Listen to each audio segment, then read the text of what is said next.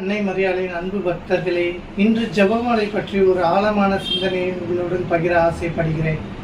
பொதுவாக இன்றைய இளைஞர்கள் மிகவும் துடிப்புடன், இளமை துடிப்புடன், அவர்கள் ரத்தம் சூடாக இருப்பது போல அதிகமாக புது புது விஷயங்களை கண்டுபிடிப்பதிலும் அவரை ஆர்வத்துடன் தேடுவதிலும் குறிப்பாக அவர்கள் எண்ணம் எல்லாம் கூடுகிறது.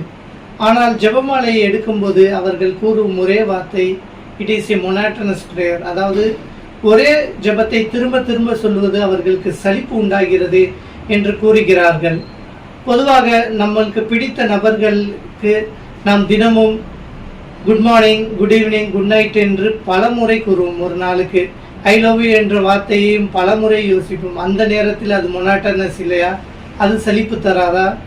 மாறாக ஜெபமாலை ஜெபிக்கும் போது அது சலிப்பாக இருந்தாலும் மொனாட்டனஸாக இருந்தாலும் அது நமக்கு சக்தியை தருகிறது. அன்னை மரியாளின் பராமரிப்பை நமக்கு தருகிறது.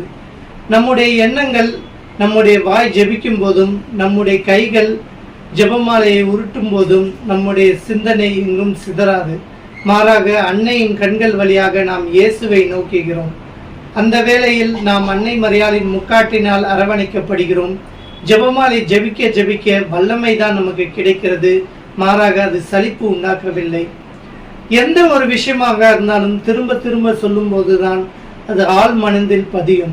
அதே போல ஜெபமாலையை தினமும் திரும்ப திரும்ப சொல்லும் போது ஆழ் மனதில் அது பதியும். நாம் ஜெபிக்கும் போது அது நமக்கு வல்லமையை தரும். எனவே ஜெபமாலை ஜெபிப்போம், புனிதத்தில் வளர்வோம். ஆமென்.